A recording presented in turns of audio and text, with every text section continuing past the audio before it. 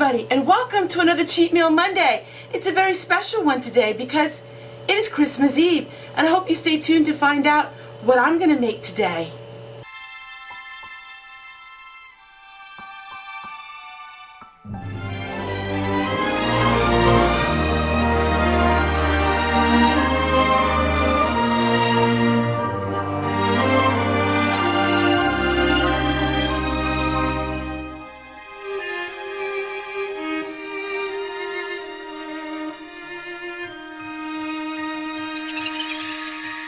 And welcome back to another Cheat Meal Monday. Today we're going to make a homemade bread and we're going to make some soup.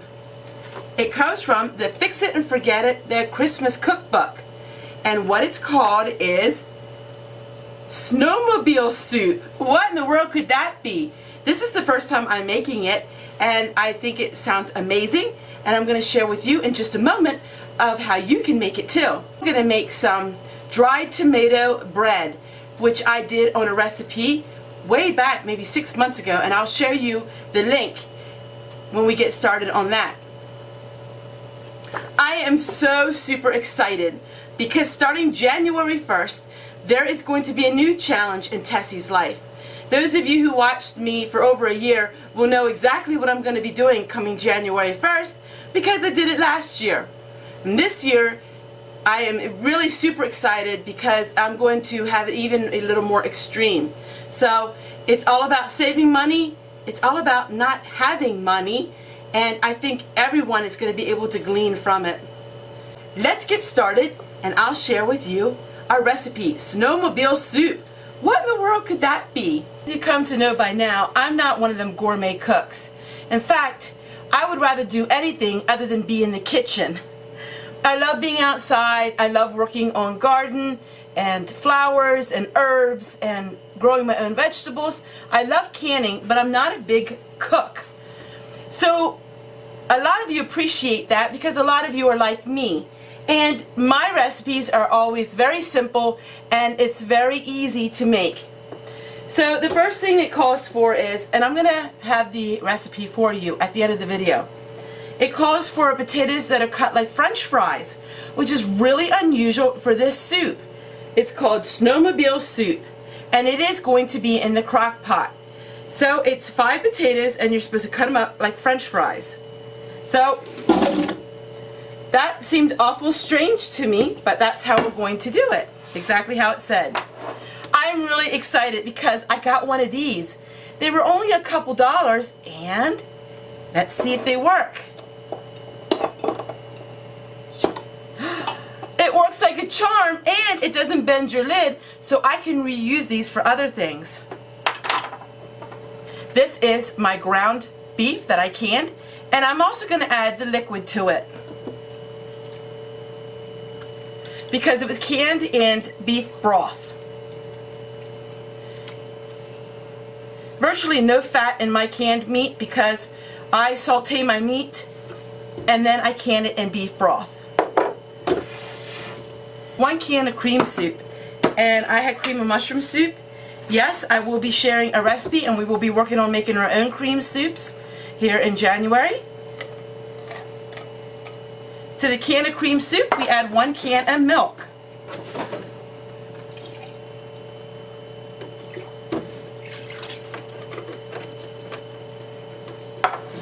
To that we're going to add 1 onion, which I already diced up.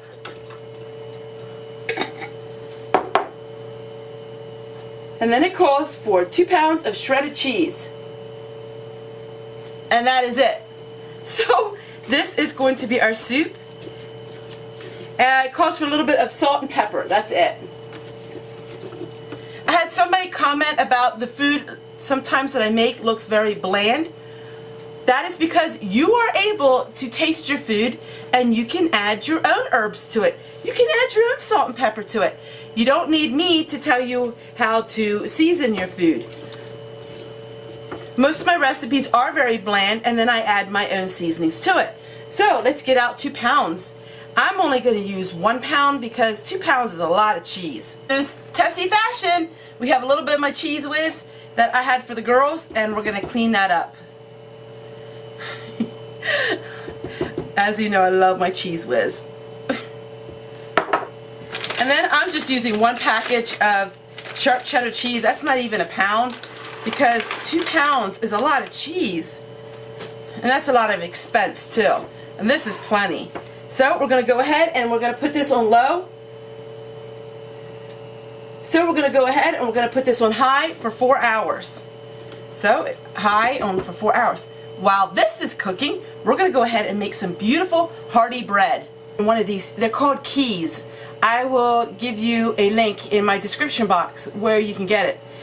It's really neat and it works great, and it doesn't bend your canning lid, so you can use your canning lid for other things. I don't reuse my canning lids for canning. We're going to switch gears a little bit, and today we're going to make some sun-dried tomato bread. Our soup was already cooking on the crock pot. No more work involved with that. And now we're going to make some bread, and we won't have to do anything with that either. Here's my bread pan. Now, all of my recipes, you can make it however you want them. You can make it in a mixer, you can make it by hand, you can mix it in with a bread machine. As you all know, I use my bread machine only for mixing the bread dough. I do not use it for baking because I don't like how it turns out when it's baked. We're going to use the medium. We're going to use the medium size dough, and let's get started. It calls for 1 cup of water and 1/2 cup of milk, which I have here already. Like the other recipe, this one I will share with you at the end of this video. It calls for 2 tablespoons of olive oil. This is more of a Mediterranean type bread. And it's so delicious because I made it a couple months ago and made a video on it. Then it calls for 3.5 cups of unbleached bread flour. Now, as you know, I do not really like whole wheat bread. I don't like the consistency of it, but a lot of you do. This bread was oven canned in 2016. And this bread is amazing. And this flour is amazing. This bread dough was canned in 2016, and this bread flour is amazing. It calls for, once again, it calls for 3 3/4 cups of unbleached bread flour. So I'm going to go ahead and we're going to add that into here. It also calls for 3/4 cup of whole wheat flour. I'm going to omit that, and I'm going to add more of this flour. Ingredients as it's listed. So now it calls for 2/3 cups of Parmesan cheese. Here is 1/2, and I'm going to add just a little more than that. 1.5 teaspoons of salt.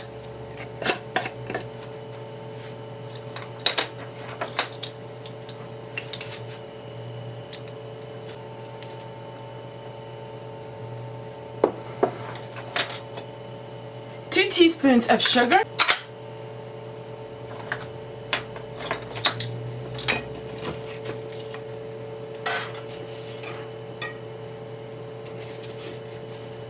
The sugar is what helps the yeast. And 1 teaspoon of active dry yeast. Always keep it in your refrigerator, or better yet in your freezer, and your yeast will stay fresh for a long time. Never store yeast at room temperature. There you go, everyone. Now we have our bread. Our bread is finished. Now what we got to do is we got to let it knead for a little bit, and when it beeps, then we're going to add our dried tomatoes. Now if you're doing this by your mixer, you want to mix your dough a little bit and then just add the dried tomatoes. So let's get started and put this in our bread machine. So my 50-cent bread machine that I got over 8 years ago, my crock pot that I picked up free one time in a box, we can make some really cheap meals. And it's going to go ahead and start kneading. This is the dried tomatoes. If you don't have your own, I want to let you know the Dollar Tree in my area carries this frequently, and it is organic, and they're dried tomatoes. So I have some of my own, but actually these came from the Dollar Tree. They're organic and they're dried tomatoes for $1. So we're going to go ahead and I'm going to cut some of these up, and we're going to add these when the dough cycle beeps and lets me know I can add it. From the Dollar Tree, they are my kitchen scissors. I use these only for the kitchen. Oh, it's so good. This is one of my favorite recipes. And dried tomatoes are fun to make in the summer. Like I said, I do have a few. I want to do more next year. But I saw these at the Dollar Tree once again, and I thought, well, I'm just going to pick some of these up.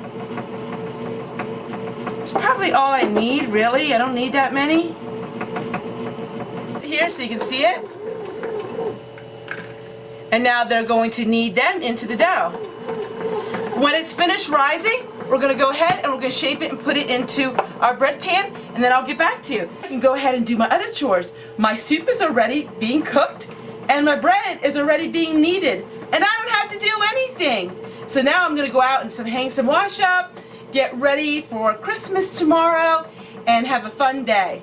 Rising. So we're going to take it out of our bread pan, and we're going to just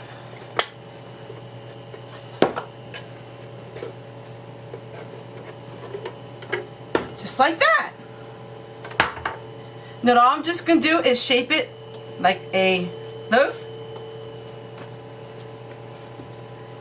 I have my clay bread pan that I love, and I will try to share with you where you can buy one also.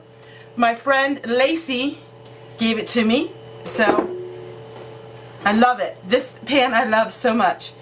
It doesn't stick and it's stoneware. So we're going to go ahead and flatten it like this. This is going to give us a large loaf of bread. Now what we're going to do is we're going to let it rise until it's double in size, till it's light and fluffy, and then we will bake it. So I came up with an ingenious way to help my bread rise while I'm cooking with the slow cooker. So here is my bread, everybody. Look, it's rising, and I have it sitting on top of the slow cooker.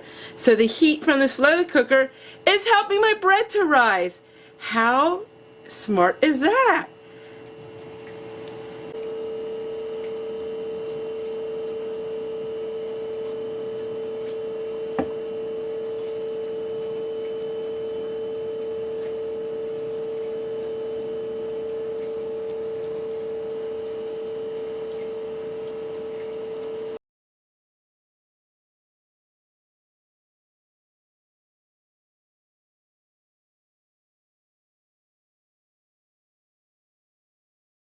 Absolutely beautiful, the bread. And I'm going to tell you, the soup is amazing. I already ate a whole bowl. I couldn't wait till the bread was finished. Let's get the bread out of the pan and let's see how good it is. Now, for some of you who have trouble with baking bread and having it stick to your pan, all you have to do is take a knife, and we're going to run it the whole way along the outer edge of our loaf. Sometimes with loaf pans, that your bread can stick. That's okay. You just go ahead and take your knife.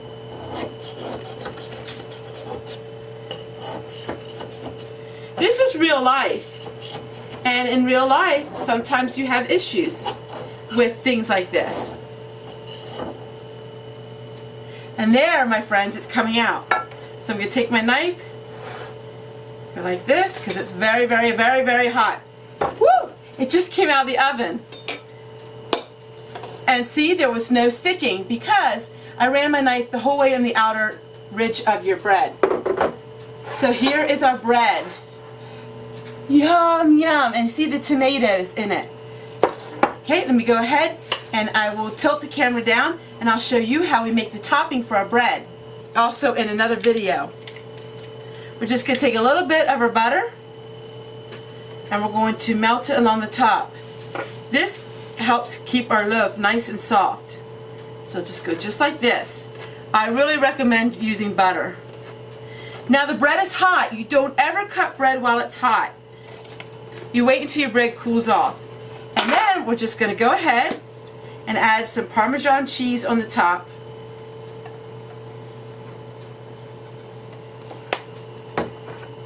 And there you go, my friends. This is the, and there you go, the dried tomato bread with our beautiful potato soup, which I have already eaten, a whole bowl of it. I was very surprised at the flavor and texture of the soup. It's amazing. This is an old world type of meal. Potatoes and bread and all of that yummy goodness of cheese. Enjoy this Cheat Meal Monday, and I hope you try making some homemade bread by the beautiful Snowmobile potato soup. From my house to yours, I'm wishing you a very special Merry Christmas, and I hope you have a beautiful Christmas Eve. Take care, everyone, and we'll see you guys tomorrow, and it's Christmas time. I hope to see you then. Bye, everybody. From the Diary of My Grandma Fanny, and we're on December the 24th, 1942. Today, I cleaned a chicken for Christmas. I washed Marion's hair, and we even made some ice cream. What a special day!